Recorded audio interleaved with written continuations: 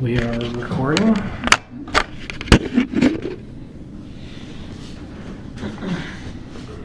Okay. Starting August 23rd, 2016, 6 p.m. Utilities Committee meeting. We're starting with the daycare sewage fees discussion. Yes. Okay, so we received on August 2nd a request by a Laura Kirkham. She runs a small daycare in Port Orchard, and she expressed her concerns about,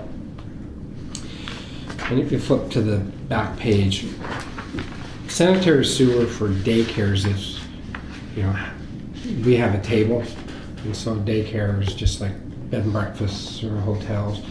It has a category. And so how the category sets up is you have the basic fee, and then if you have less than 6 children, there's no charge above the basic fee. And then if you have more than children, you have this additional rate. And so what you see marked up here is I met with utility billing, and they basically concurred that,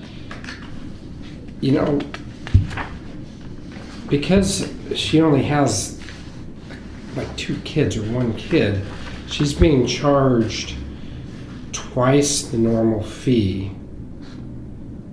Instead of $111 every 2 months, she's being charged double. She's being charged $222 because she's a daycare, and so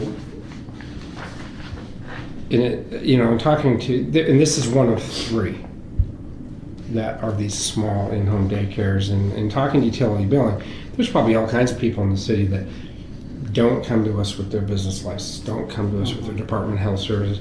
So the people that are actually being honest, they come here and their sewer doubles. And so when we looked at it, it's not like that situation, or it's kind of like that situation where when we matched up, if somebody's selling artwork out of their home, if it doesn't change the nature of the residential use, then they shouldn't, just because they have their business license, they shouldn't be paying commercial rates. Well, we're proposing similar in that they should just pay the basic fee. And if they have less than 6 children, there's no increase. Oh, so this is what you propose? In blue is what we're proposing. So that if you have less than 6 kids, which is what she has. which is what she has, and these other 3 daycares that have come to us with the same concern, is the number just doesn't change. And I met with Corey and Rebecca on this, and we just said, you know what, they should just pay the residential rate, and then if it goes 7 or more, then it kicks in. Okay. So And so is doubling necessarily the right answer if it goes 7 or more? I mean, it seems like, Is there an increment? Yeah. Between No. 0 and 111? this is just working with the existing code. right, So I the guess- next rate is 111 more. yeah, The so rate is so you 111. trip the threshold and you automatically double, which by itself seems unreasonable. Like you could see like a 25% increase or If something they're like in that. diapers, then they're not Right. using the sewer. Well, And she right. says one But of them are. But the problem is that once you get Yeah. to 7, now from a sewer perspective, 7 kids, regulated daycare, you're definitely having an impact on the sewer. So, Well, it's an increase in staff because they are regulated per child. Right, They have to bring number on of- more staff, yeah. and I think that's where the rate. and so I think, For those that come to us. right. So, Yeah. the issue here is that we're not trying to completely rewrite the code and create tiers within the tier.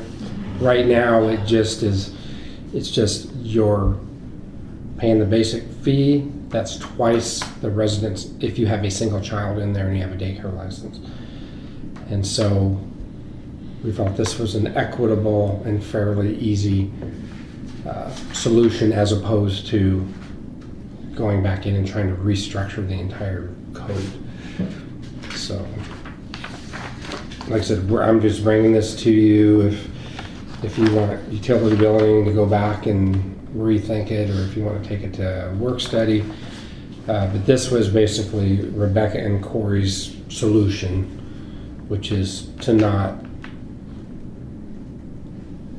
penalize them for having Right. up to 6. And I'm okay with that. It just seems odd that if you have 7, then you double.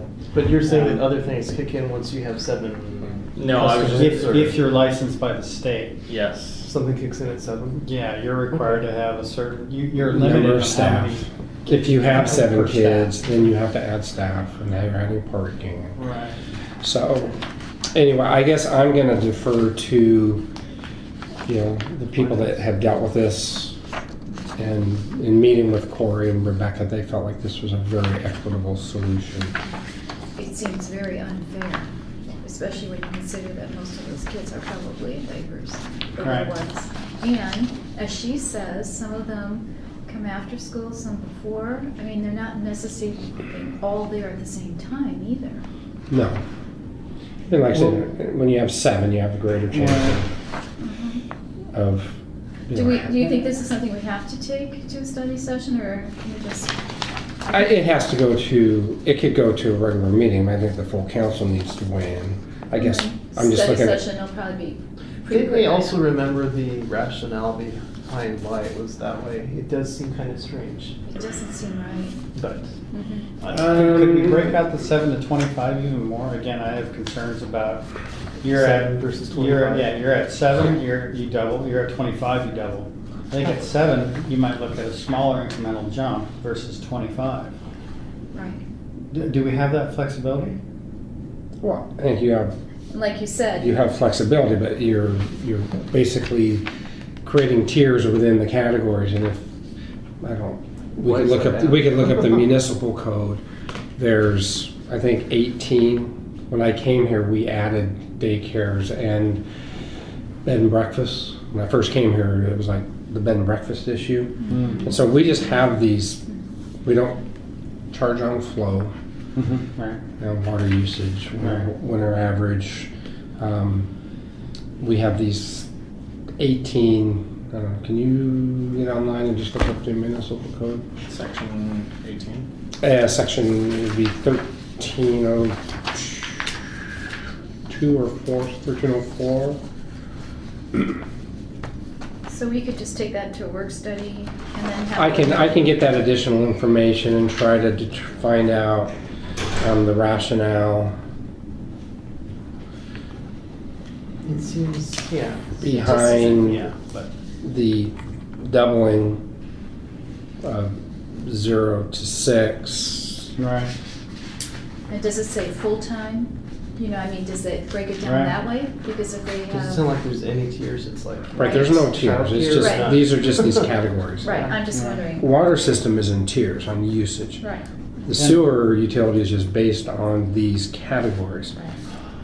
And just an observation, not all kids will necessarily be in diapers. No. So you got your after-school kids, Sure. probably are coming there to hang out until mom and dad gets off You could work. argue the amount that they're using the sewer system too, based on their weight and height.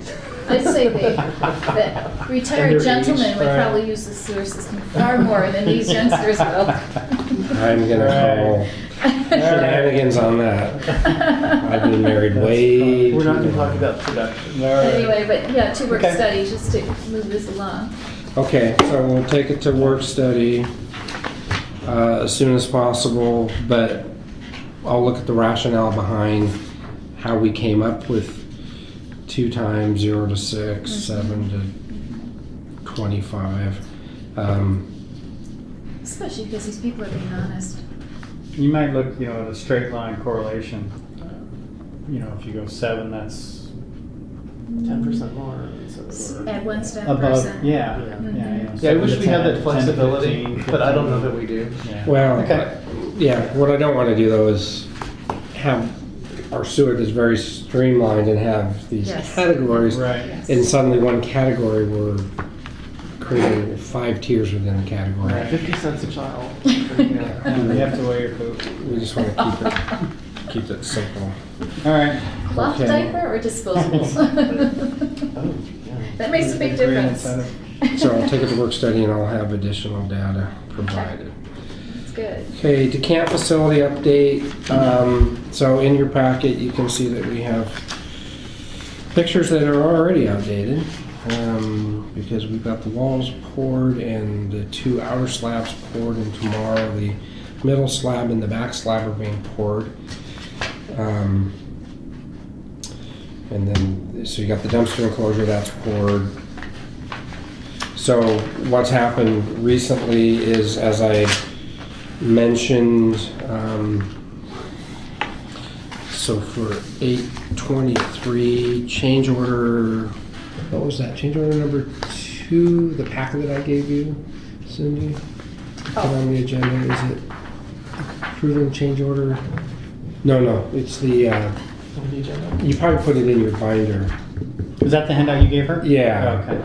It's for the, in your work study binder, because I was gonna have you put it on consent agenda. It's right there. Yep, sorry. So, change order number 2.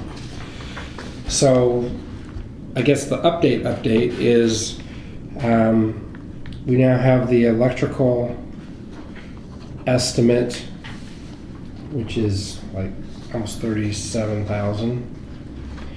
And then we have, as a future item, the aqua loader, they call them.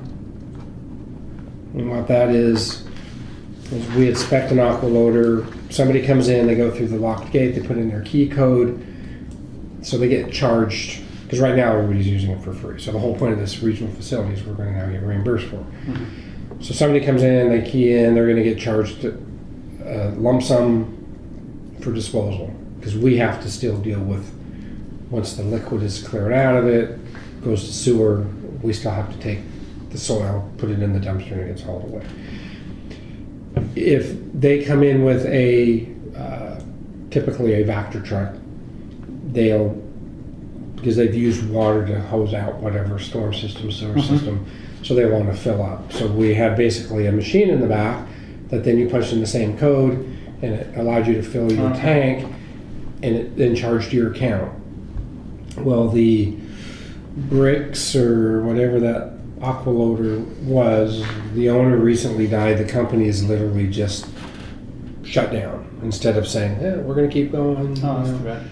And so we're reaching out to try to find comparables. The one comparable we got from the engineer was not a comparable, because our system was fed with a 2-inch underground line into this unit, and then had basically a 2 or 3-inch quick connect that they could just hook. Their solution was a system that comes out of the ground with a 4-inch in and a 4-inch out. Wow. So now you're having to transition from the 2 to the 4, and now you're having to provide a hot box, because now you've got plumbing that's above ground that's going to be exposed to the cold weather. And so I basically rejected that today and said, that's not or equal. So we're reaching out to find out, does anybody else have something that was similar to what the previous aqua loader was? If we don't have that, then we're considering going back to what we had originally pondered, which is when somebody keys in, they get charged to dump at a lump sum, and that includes, the fee will include water usage as part of it, and then we won't even have, at that point what we'll do is we'll just take the 2.5, and that's probably the first time you heard it, we'll just take the 2.5-inch line, put a backflow device on it, and come up with some sort of quick connect 3-inch riser that has a valve, like a hydrant. So what is it they're dumping? Is it their liquid septic type stuff, or? It's anything, so the DeKalb facility takes West Sound, potentially Department of Transportation, the county, and the city. So anytime you see these Vector trucks that are rolling around, and they're mainly cleaning out, there's a sewer break.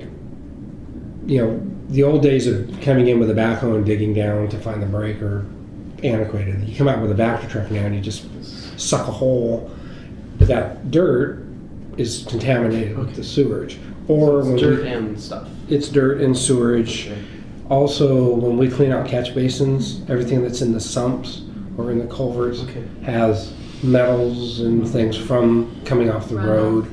So all that stuff, when it gets sucked up, and because you use water to jet it and clean it, they dump it out of the back of this Vector truck, and it sits on this pad, and the water drains out through gravity, and it drains down and goes into the sewer system.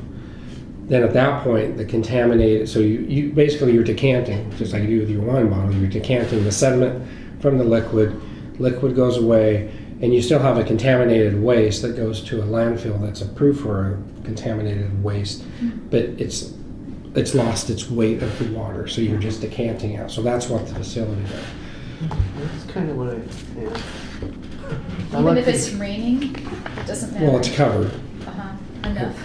Just like wine decanting. Yes, I like that analogy. Not quite. And so nobody cares about it being weighed. Like we don't have to put in a scale to weigh their truck before We and after. we were going Just to a lump have sum. some decant facilities have a scale, and we were going to charge by weight, but the cost of that scale was tremendous. Okay.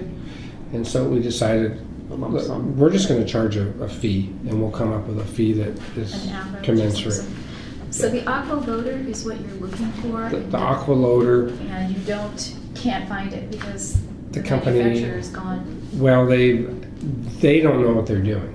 Oh, It's like the president died, and they didn't have a plan in place to have any successors or to have a, you'd think Is it a family business? well, they're online. You'd think they would be substantial enough to have some Right. sort of a board or, keep things going, but they've Right. literally just stopped. I think there's another one like it somewhere. Right. Well, Maybe like I it's said, the just one that the engineer temporary proposed stop. wasn't anything like it. Is it possible they're just temporarily stopped for reorganization, restructuring? We can't wait for that. Okay. We Nice pictures. Right. So, like I said, our Okay. aqua loader is line comes up into this unit that dispenses the water out and then tracks and keeps track. The one that they were proposing basically Came out separate. comes up like that with 4-inch, Mhm. and this just comes in with the 2-inch, Right. and then it comes out with the 3 or whatever it is, the 4 within the unit. So we would have to then find a hot box to keep this protected, and then make the transition from the 2 to, or the 2.5. I think we found that's 2.5 to 4. That's doable. Like I said, the third option is we simply go from the 2 to the 4, and we come up with some sort of a,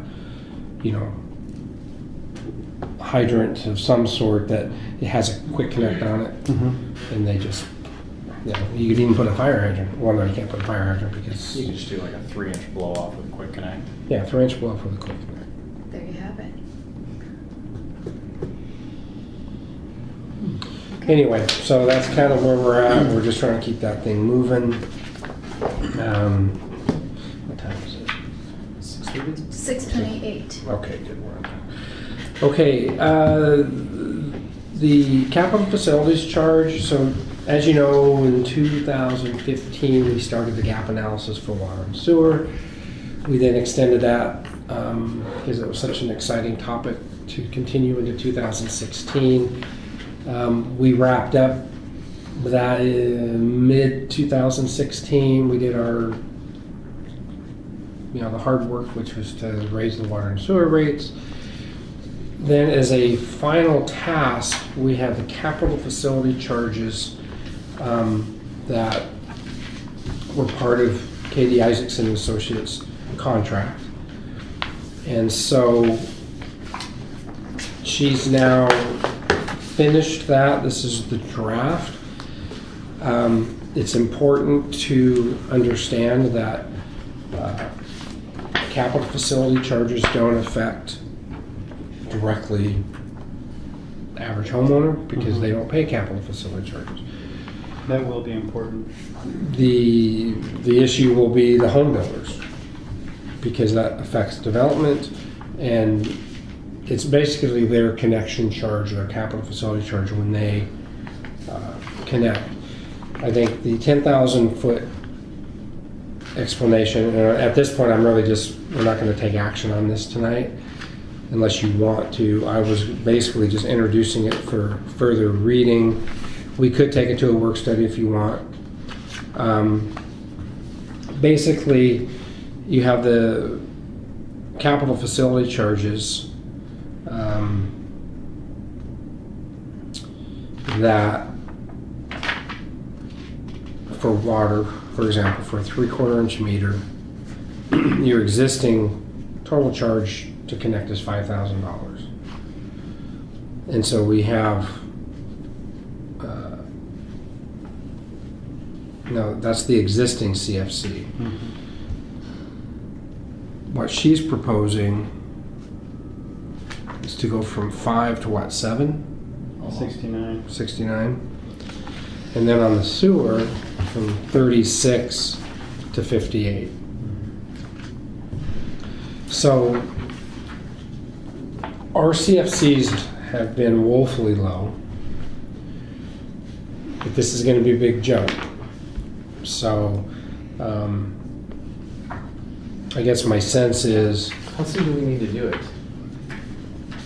there's not, I think this needs to be vetted. I mean, obviously the sooner the better, but I don't want to run into the same trap we did with the subdivision code where we're accused of not including the development community. So, Do you think Well, there's a I big think that what this is this is a consultant looking at our CIP for water and sewer and determining what the capital facilities charges should be based off of our 6-year CIP. However, I still think that there would be some due diligence for us to make sure that we're in line with other utilities right? and make sure that there's nothing that's gonna come up and bite us. And then Like at that county. point, we probably want to go to home builders and start the conversation so that they're not blindsided. Right. right. So what the county's charging and what Bremerton's charging, for example? Yeah, I mean, I would. Gig look- Harbor, Hallsville, Okay. How Yeah. the But kids it's- that building? Okay. My experience, at least with fees, for example, is that if you can demonstrate a linkage between the fees and what you're trying to accomplish, they'll give you their grudging support. Mhm. And Teresa might even say in private, I support what you're doing, I just can't say it out loud. Well, the other thing that Teresa has said in the past, because I remember Fred asked the question once about, let's do a comparison, and she said, and she's basically jumped us with what, or I guess jumped us, but at the same time was in a line with what we were saying is our CFCs are utility specific. And so it's great to, that's what we did with the water sewer capital. It's okay to see what other people are doing, but we're not raising the CFCs because we're lower than people. Right, no, Right. we can justify the. Right, we have to justify it with our 6-year Yeah. CIP. No, I Yeah, just you're not want to make sure comparing- the end result is in line with other people are charging. Could it be Yeah. done incrementally? It can be done incrementally, but I think the important thing is we still need to go through this. I haven't had, it's August 1st, I've been buried in transportation, so I haven't even looked at it. I know Thomas needs to get time to look at it, Corey needs time to look at it, or Casey now, because she's moved, it's kind of shifted. So we need to do an internal review of this draft. So I think we need, before it goes to work study, I think we'll bring it back to another utility committee. With comparisons. Yeah, utility committee in September. Okay. I remember seeing the comparisons with other jurisdictions for our residential rates, water, sewer, and that was very telling. That showed a story that we're not outrageous. In fact, we're right in line or below. And the So- comparison here, the only big difference in this comparison is you're really comparing CIPs because your CIP is what sets capital facilities charge. And so that's where a lot of jurisdictions will go, well, look, our capital facilities charges are really low compared to other people.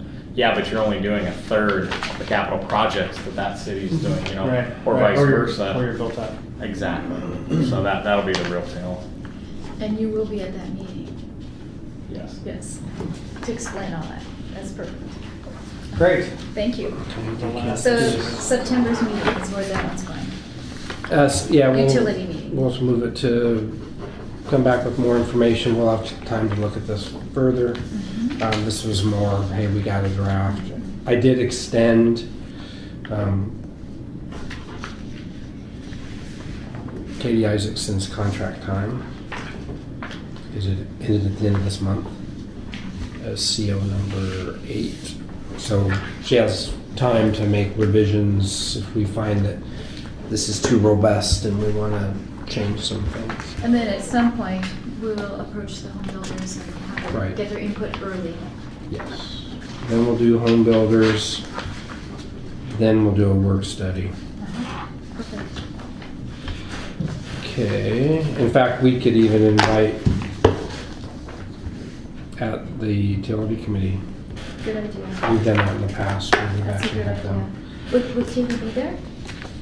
Well, whom? Could Katie be there? Yeah, she's. Maybe at a work study. I'll have to look at her budget. I'd have to maybe. Okay. I think she's at a gas. We should see if we agree with what she's proposing. Right. I don't think she needs to really explain the I would CFC. feel pretty confident in our ability to. Okay. Right. All right. She was there with the water sewer gap analysis because that was like super in depth in the weeds, and there were a lot of good questions asked that I couldn't answer that really only she could answer because she did all the stuff. I think we could probably handle this one. Last item is well 9. So in your packet now you have two. You have the June. Basically, you have all the progress agendas and meeting minutes for June 28th, July 11th, July 18th, and July 26th. And then we had, because this meeting was canceled, and we actually then had another conference call today that Thomas took care of because I was doing transportation. And so I think in general, as a general statement, before I let Thomas maybe go into a little more detail, really what we're showing here is that we're continuing to work with HDR on the Well 9 retrofit. In June, we were looking at trying to ascertain sewer, if we were going to have our filter system hooked to sewer, gravity, or pumping. We were looking at preliminary building sizing. We were looking at the treatment options design. Can't remember what P&ID stood for. It was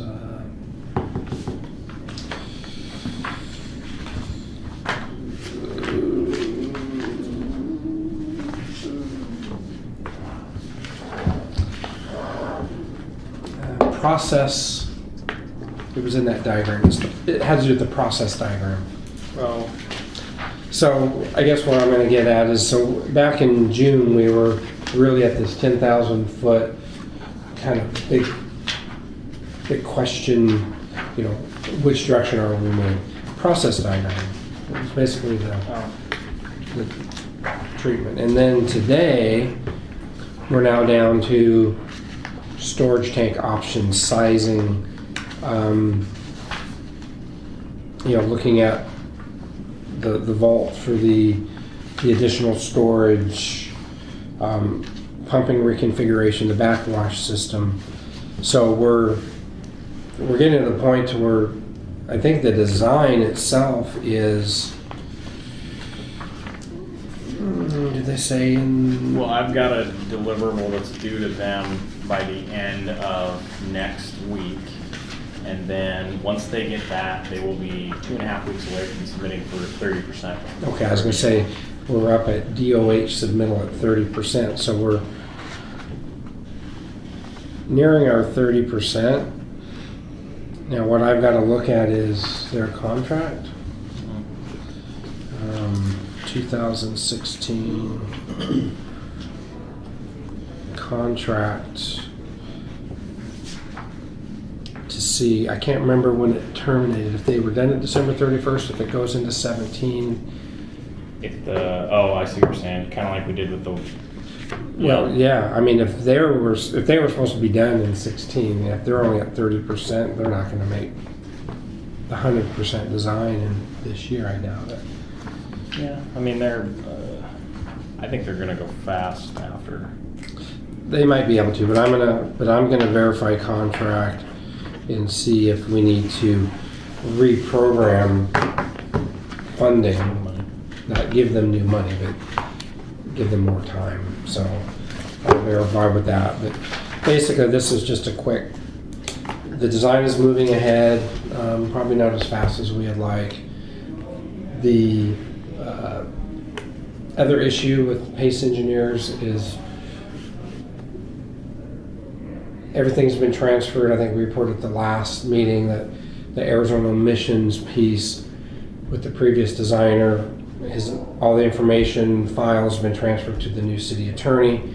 They've not done anything with it yet because they have storm LID is a priority, subdivision is a priority. But HDR is continuing to, as they go through this redesign,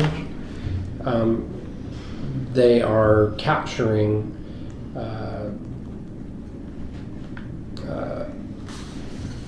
pace issues, and they're keeping track of those separately.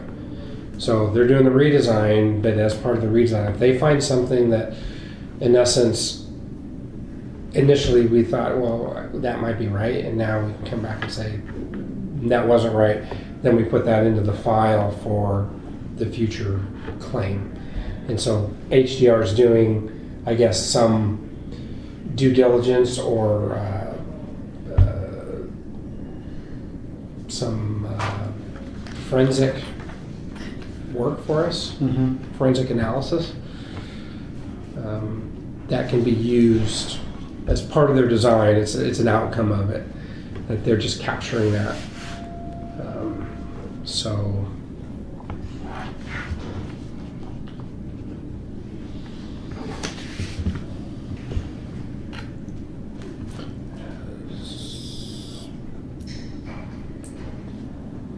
So more information to come. yes. So this is just Okay. just an update. So That's pretty much it. yeah, Just, I got a quick question for you. Okay. How's stormwater code going? That's a beast. yeah, we figured you might ask that question. I just know because it's some heavy lifting. It's some very heavy lifting. The city, the mayor allocated resource to address the issue with the city attorney. We recently met to ensure that we were going to meet the deadline. I know that there's been some information sharing that we're extremely happy to have been provided so that we can meet the deadline. At the end of the day, our goal is to just be in compliance. Yeah. So I found that out today, and so we'll be working with that additional information to help the city attorney reach our goal, which is really January 30th.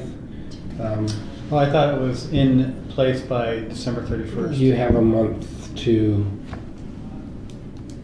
Implement. submit. So we have a timeline.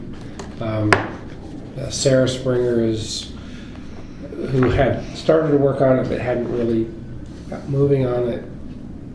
Now she's finding time to get moving on it. We reallocated some priorities, and so I'm hopeful at this point that we had a revised schedule, just tweaked, and we're still going to meet that deadline. So I sent the mayor some time ago a training opportunity that Paulsville was hosting. Did we send anybody up there? Yeah, we sent 3 people. I was scheduled to go, but I had a last minute transportation issue to deal So with. some of the feedback I got from that was that was a training session on upcoming stormwater code put on by DOE, and it was really meant for reviewers, Right. for government folks. It was but there was a lot of people that attended that weren't. I don't know if it was a lot, but there was at least half a dozen or so. Yeah, it would have been nice to engineers. have had a few specific that Yeah. didn't attend. So there was it was well represented by the engineering community, and what they had heard at that was that really our hands, we're all tied on this, Right. and that's what we've been telling them. So it was good for them to hear it from DOH, although I understand, or DOE, I understand they were a little brusque about it to the point where Mark Ice's head almost popped off. I heard a few people. Yeah, I heard Doug was a little over the top, but that was good. for But them again, to it was hear and for see that. reviewers, and and I talked to Doug Howie before he went up. He's considering, or he's being asked to prepare for the designers workshop Mhm. geared. Like I said, this workshop was geared towards the reviewers. What are they looking for? Right. We're not here to design it for them. What are we looking for? Right. And so I haven't heard if there's a commitment to doing another class, which is Mhm. more geared towards the designers, but it's being considered. Cool. They look for a minimum of 10 and then they'll commit. And, well, it was good for them to hear it from DOE because we've been telling them the same and they just didn't like nobody likes being told what to do, especially when it's going to potentially increase costs of development. Well, I thought that the meeting we had at Home Builders, that was a nice robust conversation. Yeah. And I think the Home Builders has a better understanding of the challenges and that the county is actually looking at ways for the rural areas to Mhm. help. But in the urban areas, I mean, kind of what I took out of that is you're in the urban area, You're done. your back's up against the wall. Yeah. So, Okay. okay, what Next time meeting is is it? September, it is 6:46. Next meeting is September 19th, 9:30 a.m. Okay.